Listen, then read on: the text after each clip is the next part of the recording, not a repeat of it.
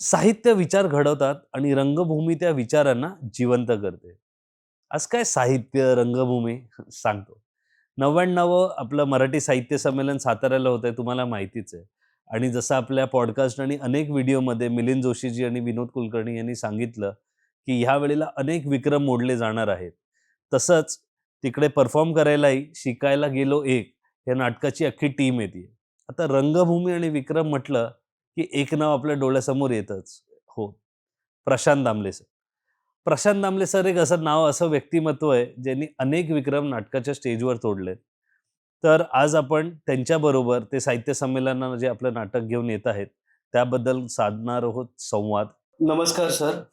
मराठी मूडमध्ये तुमचं स्वागत आहे. जसं आपण बोललो साहित्य संमेलनानिमित्त आज आपण इकडे भेटलोय आणि हो. त्याबद्दल शिकायला गेलो एक हे नाटक तिकडे जे 2 तारखेला आपला प्रयोग आहे. तर सर्वात प्रथम तर कसा आहे तुमचा मूड? मूड उत्तम असतो कायम. कारण तुम्ही नाट्यगृहात आलेला आहात. नाट्यगृहात मूड उत्तमच असायला पाहिजे. ॲब्सोल्युटली. सर्वात प्रथम शिकायला गेलो एक हे नाटक आपण करतोय आणि हे गुरु शिष्य या गोष्टीवर आहे, शिकण्यावर आहे.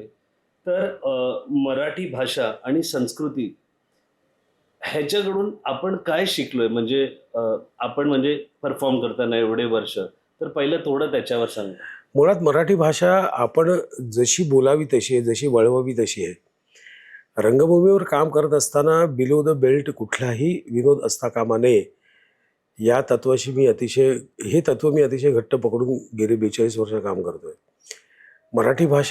मराठी भाषेमध्ये रागसुद्धा अतिशय उत्तम पद्धतीने साजरा करता येतो. मी साजरा करता येतो म्हणतोय. मराठी भाषेमध्ये प्रेमसुद्धा छान पद्धतीने करता येतं. मराठी भाषेमध्ये समजावता पण छान येतं. समजावण्याची सुद्धा पद्धत आहे. ते समजावण्याच्या पद्धतीत सुद्धा वेगवेगळे शब्द असतात आणि ते साहित्यातले शब्द असतात. काही शब्द शार्प असतात किंवा थेट असतात. काही शब्द बोथट असतात. काही शब्द लागणारे असतात. म्हणजे तू जाडा आहेस असं म्हणण्यापेक्षा तुझी तब्येत चांगली झाली आहे असं म्हणणं, म्हणजे उदाहरण म्हणून तुला सांगतो. त्यामुळे मराठी भाषेचा अभ्यास आणि मराठी भाषेवर प्रेम हे कायमस्वरूपी असलंच पाहिजे. कारण आपली मराठी भाषा अतिशय उत्तम आहे आणि ती वळवावी तशी वळते त्या त्या वेळी त्या त्या मनात किंवा ज्याच्या त्याच्या मनात जी भावना आहे त्याप्रमाणे मराठी भाषा यायला पाहिजे. नाही, हे याच्यात एक खूप उत्तम सर तुम्ही जे सांगितलं की बिलो द बेल्ट ह्युमर न करता 42 वर्ष त्या भाषेला घेऊन जे not just relevant, more than relevant, जे आमच्या इंट्रोमध्ये आम्ही म्हटलंय की विक्रम मोडणारा अभिनेता अशी तुमची ओळख आहे. त्यामुळे होतं काय की आता 42 वर्ष मराठी नाटकात काम करतोय, त्यामुळे मराठी भाषेवर माझं खूप प्रेम आहे, असं वेगळं सांगायची गरजच नाही आहे. ॲब्सोल्युटली. आणि तुमच्यामुळे आमचं मराठी भाषेवर, नाटकावर दोन्हीकडे प्रेम आहे. हे पण तेवढंच खरं. नाटकावरून येतो. आजच्या काळात जसं गुरु शिष्य, रील्स आहेत, नेटफ्लिक्स आहे, डिस्ट्रॅक्शन आहे. तुम्ही जर स्टुडंट असता, तर आजच्या काळात एक वर्गात बसून पूर्णपणे अटेन्शन देणं, म्हणजे if you are that young, तर तुम्हाला कितपत ते जमलं असतं का नसतं जमलं? कसं असतं त्याच्यावर जर तुम्ही गेलं? नाही, हे त्या त्या काळावर अवलंबून आहे. आता मी ज्या काळात पॅरलल थिएटर केलं म्हणजे 74, 75, 80, 81, 82 त्या काळात आपल्याकडे उपलब्ध साधनं खूप कमी होती. म्हणजे नाटक, सिरियल आणि सिनेमा हे 3च गोष्टी होत्या. हे रील्स वगैरे आत्ता आलेल्या गोष्टी आहेत.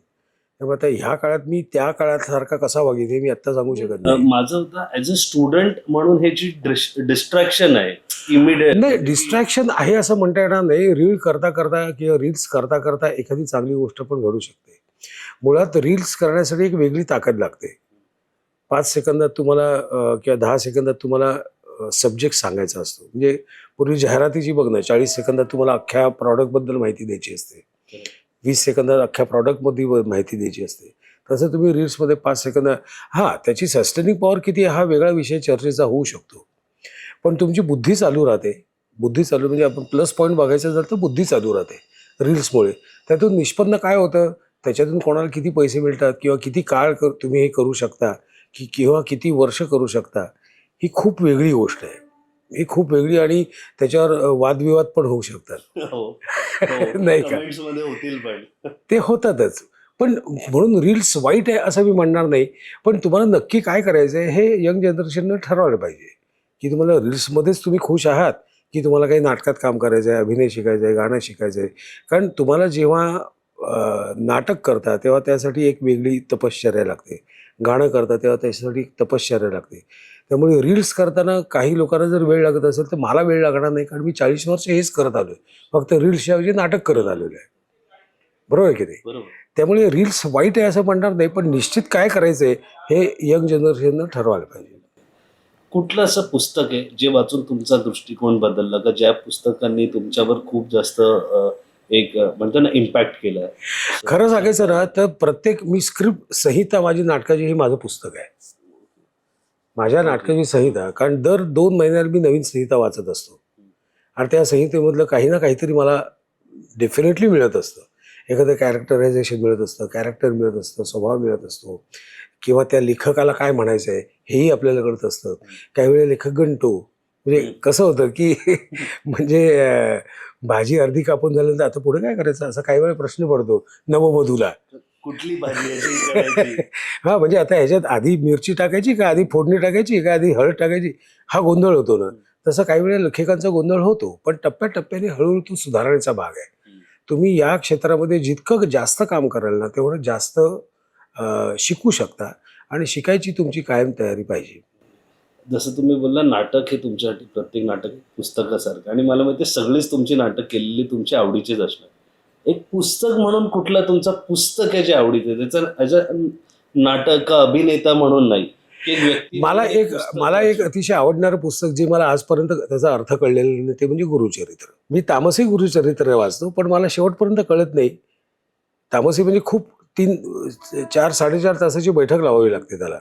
तामसी म्हणजे 3 दिवसाचं वाचन. बरं 3 दिवस मी घरात असायला पाहिजे, 3 दिवस सलग घरात असायला पाहिजे, बरं 3 दिवस आदल्या रात्री मी लवकर झोपायला पाहिजे, तर मी पहाटे 4 वाजता उठेन.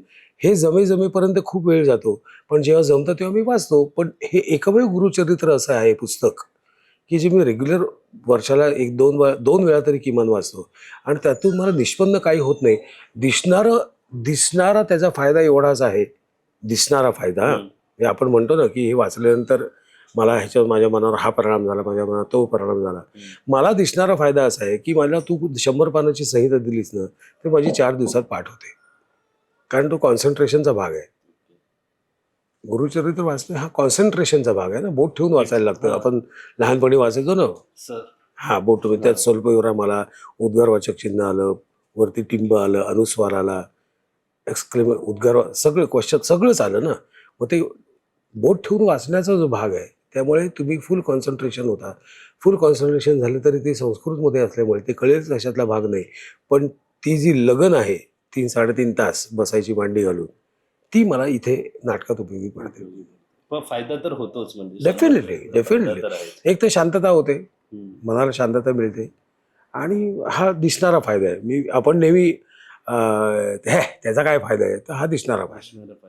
शेवटच्या जाता संमेलनाला जी लोक येणार आहेत, शिकायला गेलो 2 तारखेला आहे, तर त्यांच्यासाठी, प्रेक्षकांसाठी मुळात सातारकर आणि सातारच्या आजूबाजूतल्या संपूर्ण महाराष्ट्रातल्या सर्व साहित्यप्रेमींना मी सांगू इच्छितो की 1, 2, 3, 4 जानेवारी साताऱ्याला आपलं मराठी साहित्य संमेलन आहे. 99 साहित्य संमेलन आहे. तर त्या संमेलनामध्ये 2 तारखेला माझा शिकायला गेलो 1 ह्या नाटकाचा प्रयोग आहे.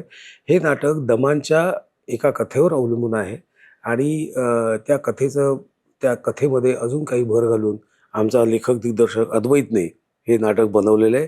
त्यामध्ये मी आहे, ऋषिकेश शेलार आहे आणि आमची सगळी गँग आहे.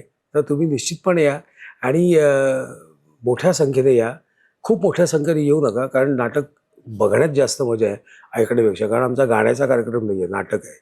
त्यामुळे या आणि एन्जॉय करा.